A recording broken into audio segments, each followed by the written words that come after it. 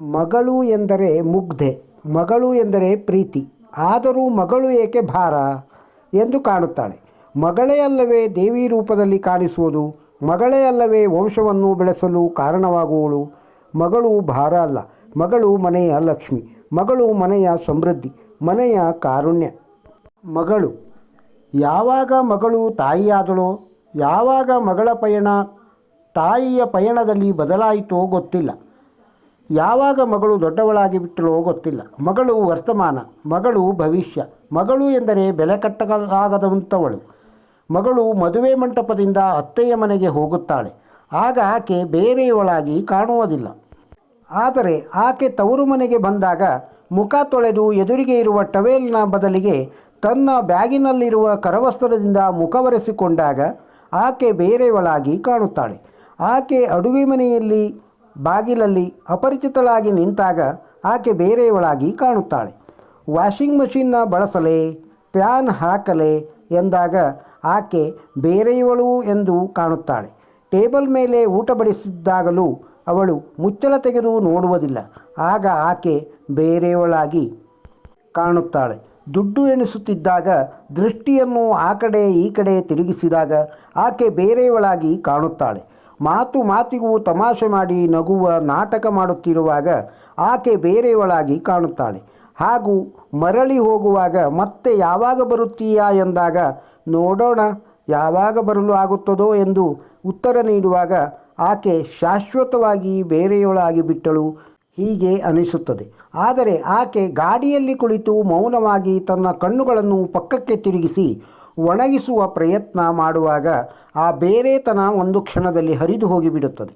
ನನಗೆ ಪಾಲು ಬೇಡ ಅಣ್ಣ, ನನಗೆ ಪಾಲು ಬೇಡ, ನನ್ನ ತವರನ್ನು ಸಿಂಗರಿಸಿ ಇಡು, ನನಗೇನು ಕೊಡಬೇಡ ಅಣ್ಣ, ಪ್ರೀತಿಯಷ್ಟೇ ಸಾಕು ನನಗೆ, ನನ್ನ ಅಪ್ಪನ ಮನೆಯಲ್ಲಿ ನನ್ನ ನೆನಪನ್ನು ಶೇಖರಿಸಿ ಇಡು, ಮಕ್ಕಳ ಮನಸ್ಸಿನಲ್ಲಿ ತನ್ನ ಗೌರವವನ್ನು ಕಾಪಾಡು, ಈ ಮನೆಯ ಮಗಳಾಗಿದ್ದೇನೆ, ಈ ಸನ್ಮಾನವನ್ನು ಕಾಪಾಡು. ಆಕೆ ತಾಯಿಯ ಉಡುಗೆ ತೊಟ್ಟಾಗ ಆಕೆ ಮಗಳಿಂದ ತಾಯಿಯಾಗುತ್ತಾಳೆ.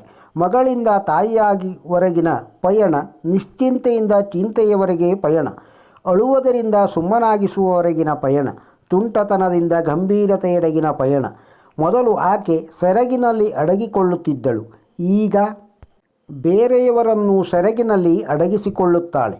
ಮೊದಲು ಆಕೆ ಬೆರಳು ಸುಟ್ಟು ಹೋದರೂ ಇಡೀ ಮನೆಯನ್ನು ತಲೆಯ ಮೇಲೆ ಎತ್ತಿಕೊಳ್ಳುತ್ತಿದ್ದಳು. ಈಗ ಕೈ ಸುಟ್ಟು ಹೋದರೂ ಅಡುಗೆ ಮಾಡುತ್ತಾಳೆ. ಮೊದಲು ಚಿಕ್ಕ ಚಿಕ್ಕ ಮಾತಿಗೂ ಅತ್ತು ಬಿಡುತ್ತಿದ್ದಳು. ಈಗ ದೊಡ್ಡ ದೊಡ್ಡ ಮಾತುಗಳನ್ನು ಹೃದಯದಲ್ಲಿ ಮುಚ್ಚಿಡುತ್ತಾ ಮೊದಲು ಸಹೋದರ ಸ್ನೇಹಿತರ ಜೊತೆಗೆ ಜಗಳ ಮಾಡುತ್ತಿದ್ದಳು. ಈಗ ಅವರ ಜೊತೆಗೆ ಮಾತನಾಡಲು ಕಾತರಿಸುತ್ತಾಳೆ. ಅಮ್ಮ ಅಮ್ಮ ಎಂದು ಮನೆಯ ತುಂಬ ಓಡಾಡುತ್ತಿದ್ದವಳು ಈಗ ಅಮ್ಮ ಎಂಬ ಶಬ್ದ ಕೇಳಿ ನಿಧಾನವಾಗಿ ಮುಗುಳ್ನಗುತ್ತಾಳೆ. 10 ಗಂಟೆಗೆ ಎದ್ದರೂ ಬೇಗ ಎದ್ದು ಬಿಟ್ಟೆ ಎಂದು ಹೇಳುತ್ತಿದ್ದವಳು ಈಗ 7 ಗಂಟೆಗೆ ಎದ್ದರೂ ತಡವಾಯಿತಲ್ಲ ಎಂದುಕೊಳ್ಳುತ್ತಾಳೆ. ತನ್ನ ಕೋರಿಕೆಗಳನ್ನು ತೀರಿಸಿಕೊಳ್ಳುವುದರಲ್ಲಿ 1 ವರ್ಷವೇ ಮುಗಿದು ಹೋಗುತ್ತಿತ್ತು. ಈಗ ಒಂದು ಬಟ್ಟೆಯನ್ನು ಕೊಳ್ಳಲು ಕಾತರಿಸುತ್ತಾಳೆ. ಆಗ ಇಡೀ ದಿನ ಖಾಲಿ ಇದ್ದರೂ ಬೀಜಿ ಇದ್ದೇನೆ ಎಂದು ಹೇಳುತ್ತಿದ್ದಳು. ಈಗ ಇಡೀ ದಿನ ಕೆಲಸ ಮಾಡಿದರೂ ಕೈಲಾಗದವಳು ಅನಿಸಿಕೊಳ್ಳುತ್ತಾಳೆ. ಒಂದು ಪರೀಕ್ಷೆಗೋಸ್ಕರ ಇಡೀ ವರ್ಷ ಓದುತ್ತಿದ್ದವಳು ಈಗ ಅಣಿಯಾಗದೆಯೇ ಪ್ರತಿದಿನ ಪರೀಕ್ಷೆ ಎದುರಿಸುತ್ತಾಳೆ. ಯಾವಾಗ ಮಗಳು ತಾಯಿಯಾದಳೋ, ಯಾವಾಗ ಮಗಳು ಪಯಣ ತಾಯಿಯ ಪಯಣದಲ್ಲಿ ಬದಲಾಯಿತೋ ಗೊತ್ತಿಲ್ಲ. ಯಾವಾಗ ಮಗಳು ದೊಡ್ಡವಳಾಗಿ ಬಿಟ್ಟಳೋ ಗೊತ್ತಿಲ್ಲ. ಮಗಳ ವರ್ತಮಾನ, ಮಗಳ ಭವಿಷ್ಯ. ಮಗಳು ಎಂದರೆ ಬೆಲೆ ಕಟ್ಟಲಾಗದು, ಮಗಳು ಎಂದರೆ ಮುಗ್ಧೆ, ಮಗಳು ಎಂದರೆ ಪ್ರೀತಿ, ಆದರೂ ಮಗಳು ಏಕೆ ಭಾರ ಎಂದು ಕಾಣುತ್ತಾಳೆ. ಮಗಳೇ ಅಲ್ಲವೇ ದೇವಿ ರೂಪದಲ್ಲಿ ಕಾಣಿಸುವುದು, ಮಗಳೇ ಅಲ್ಲವೇ ನಮ್ಮ ವಂಶವನ್ನು ಬೆಳೆಸಲು ಕಾರಣವಾದದ್ದು. ಮಗಳು ಭಾರ ಅಲ್ಲ, ಮಗಳು ಮನೆಯ ಲಕ್ಷ್ಮಿ, ಮಗಳು ಮನೆಯ ಸಮೃದ್ಧಿ, ಮನೆಯ ಕಾರುಣ್ಯ. ಮಗಳಿಗೆ ಗೌರವ ಕೊಡಿ, ಮಗಳನ್ನು ಪ್ರೀತಿಸಿ. ಈ ವಿಡಿಯೋದಲ್ಲಿರುವ ಮಾಹಿತಿ ನಿಮಗೆ ಇಷ್ಟವಾಗಿದ್ದರೆ ಒಂದು ಲೈಕ್ ಕೊಡಿ, ಇದನ್ನು ಇತರರಿಗೂ ಶೇರ್ ಮಾಡಿ. ನಮ್ಮ ಚಾನಲ್ಗೆ ಇನ್ನೂ ಸಬ್ಸ್ಕ್ರೈಬ್ ಆಗದೇ ಇದ್ದರೆ ಸಬ್ಸ್ಕ್ರೈಬ್ ಆಗಿ ಸಹಕರಿಸಿ. ನಮಸ್ಕಾರ.